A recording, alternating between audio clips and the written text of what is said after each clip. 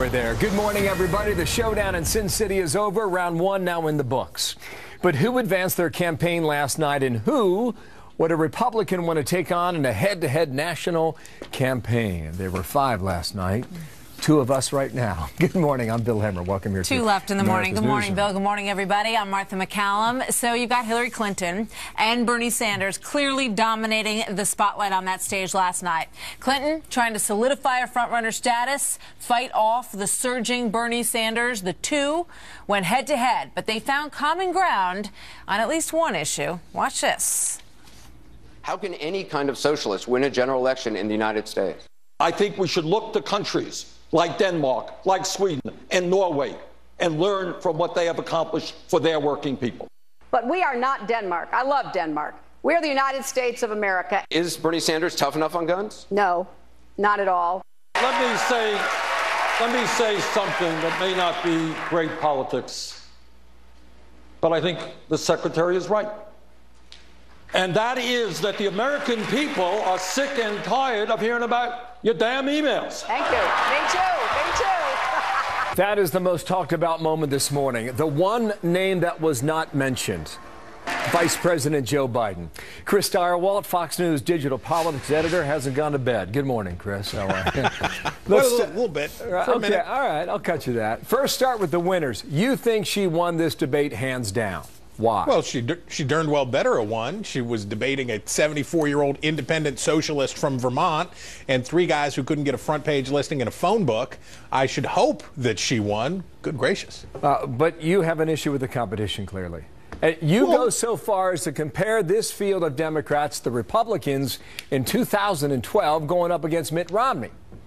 Wow. Look, I think that the field in 2012 was actually even better than these guys. And that's saying something, because that was a very weak field. And I think Hillary Clinton finds herself very much in the position of Mitt Romney in 2012, which is they don't like her, they don't trust her, but she is all they got. And seeing this on stage, yes, the Bernie Sanders supporters will continue to like Bernie Sanders and his adoration of Northern European socialism and that those welfare states are the kind of places that America should be, and they will agree with him, and it will be great. And he is going to lose this election by 20 or 30 points, and that's okay, because he's an issue candidate and that's all there is other than Hillary Clinton. All right, now the emails. It took an hour to get into it, but finally they did. Nothing to see here was the answer.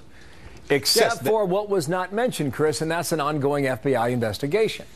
Not only an ongoing FBI investigation, but an ongoing FBI investigation that may be reconstituting her server and the emails on it, that will put to the ultimate test for all time the claims, many of which have already been debunked or discredited, that she has previously made about her electronic hygiene, what she sent, what was on the server, who was involved, why she handed over the emails, all that stuff. Look, the Democrats will all agree now that it's the Republicans' fault and that this is the fruit of the poison vine and they don't have to look at it. Bernie Sanders gave her a huge assist. He took it off the table for all time in the primary. Not allowed to talk about it. It's just partisan. But if there's anything in there, if she's busted, she's busted. Yeah, okay. Now, you're Joe Biden. You're at home. You're watching this at the Naval Observatory. What is Joe Biden's consideration this morning about getting in? I think Joe Biden was waiting for Hillary Clinton to demonstrate that she was so weak that he could actually beat her, that she'd be down under 40%, that her troubles and travails would continue to such a point that he would be able to defeat her. We saw in his decision to, or what appears to be his decision to further delay his decision about getting into the race, first the end of summer, then the middle of fall, now it looks like late fall, as he's considering this. This tells me he doesn't actually want to do it, because if you did, you'd get in and fight. There's a hearing in 1 week from tomorrow. Watch your electronic hygiene. Until then, Chris Direwalt, thank you, sir. That's the quote of the morning so far. I love that. All right. Well, though the Republican frontrunner Donald Trump was not at the debate last night, he made sure, as he always does, that his voice was heard. He live tweeted, as he announced he would, for 2 hours during this event. But here's how he pretty much summed it up. Dem debate message summary equals more free handouts. They will be voting in droves. We need to get out and vote Trump big time, he says. Trump doubling down on that this morning. Listen to this. I watched on stage, and they just couldn't give more away. In other words, every time somebody gave something away, whatever it may have been, free health care, free education, the other one would stand up, well, we'll give you at home this, and we'll give you. And I'm saying to myself, I'm saying ka-ching, ka-ching, ka-ching, because that means the money is just going out the door. And we're a country that owes. We have a debt right now of $19 trillion.